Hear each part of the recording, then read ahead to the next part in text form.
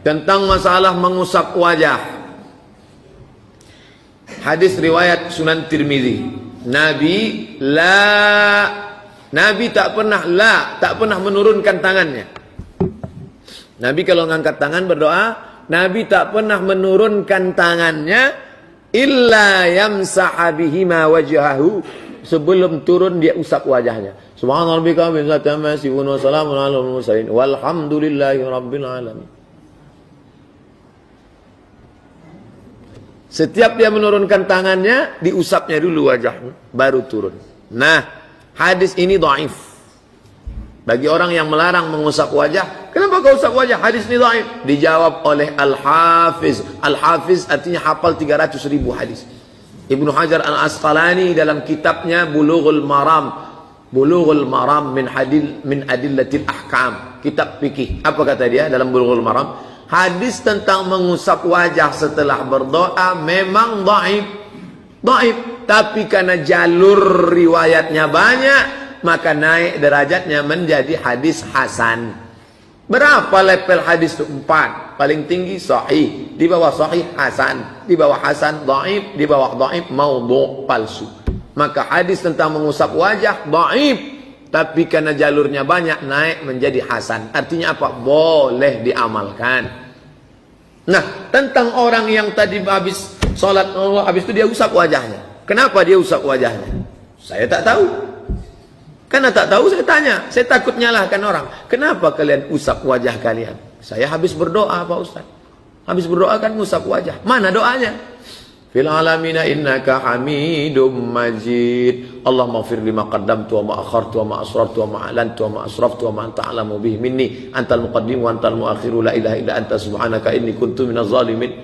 Allahumma inni a'udzubika min azabi jahannam wa min azabil qabri wa min fitnatil mahya wal mamat wa min syarri fitnatil masiihid dajjal. Assalamualaikum warahmatullahi. Itu doa apa tak doa? Doa. Habis berdoa kan ngusap wajah, kata dia. Itulah dalil kami, tapi saya tak pakai. Saya tak pakai itu. Karena dalam hadis yang tadi mengusap wajah itu, saat berdoa itu tangannya menampung. Habis menampung baru. Waktu tadi itu ada tangan menampung. Kecuali dia menampung. Allahumma ighfir lima qaddamtu wa ma akhartu wa ma asrartu. Tak ada. Belum pernah saya nengok orang sholat mengangkat ini. Jadi pengambilan dalilnya terlalu panjang. Oleh sebab itu saya salam tetap satu periwayat. Habis itu saya tak mengusap wajah. Setelah selesai berdoa, baru saya mengusap wajah. Itu penjelasan detail sedetil-detil. Ya? Yang mana? Dalam kunut. Nah, dalam masalah kunut, mana yang afdal? Dijawab oleh Imam Nawawi dalam kitabnya Al-Azkar. Kata Imam Nawawi tentang masalah doa kunut, Al-Azkar 3 pendapat. Yang pertama, diangkatnya lalu diusapnya. Yang kedua, diangkatnya lalu kemudian tidak mengusap. Yang ketiga, tidak dia mengangkat, dia mengaminkan saja dan tidak mengusap. Pertama, diangkat. Allahumma hdina fi man hadait sampai akhir. Wa sallallahu ala sayyidina Muhammadin nabiyil ummi wa ala alihi wa sahbihi wa baraka wa sallam. Satu. Yang kedua, wa sallallahu ala sayyidina Muhammadin nabiyil ummi wa ala wa baraka wa sallam, tidak mengusap. Yang ketiga, dia tak mengangkat dari awal, hanya mengaminkan. Allahumma hdina fi man hadait, amin. Wa afina fi man afait, amin. Dia tetap mengaminkan dan di akhir dia tidak mengusap. Nah, dari 3 pendapat ini kata Imam Nawawi dalam Al-Azkar, mana yang kuat? Mengangkat, tidak mengusap. Tetap angkat dan tidak mengusap. Tapi kalau ada kawan sebelah mengusap, tetap masuk dalam 3 pendapat. Tapi saya tak mengusap. Menyapu kata orang Melayu.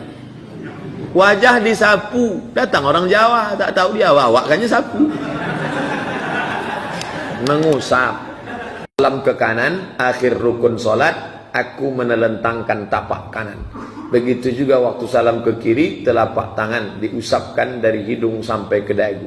Apakah aku lakukan sudah lama karena orang tuaku begitu? Apakah ada dasarnya? Kalau ada 2 pendapat, saya sebutkan 2. Kalau ada 3 pendapat, saya sebutkan 3. Kalau ada 4 pendapat, saya sebutkan 4. Kalau ada 6 pendapat, saya sebutkan 6. Mana contoh yang 6? Allahu Akbar. Allahu Akbar. Allahu Akbar. Allahu Akbar. Allahu Akbar. Allahu Akbar.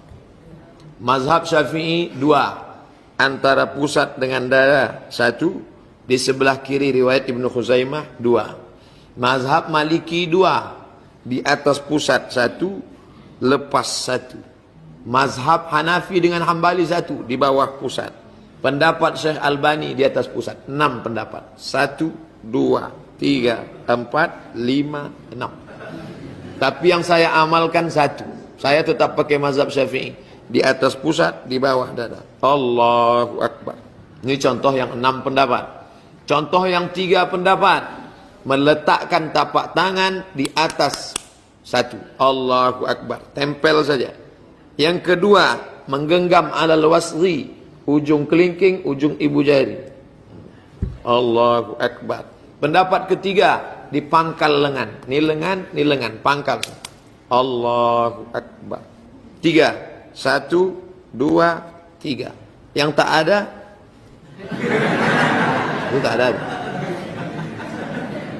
Nah, itu cara saya menjelaskan. Kalau ada 3 saya sebut 3, kalau ada 5 saya sebut 5, kalau ada 6 saya sebut 6. Nah, tentang masalah membuka, berapa pendapat? 1 pendapat.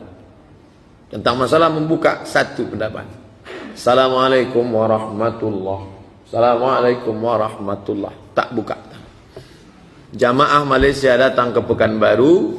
Waktu di Pekanbaru mereka segan bertanya, takut orang Pekanbaru tersinggung. Waktu saya datang ke Kuala Lumpur baru mereka tanya, Ustaz, waktu kami di Pekanbaru kami tengok banyak orang buka. Mana dalilnya Pak Ustaz?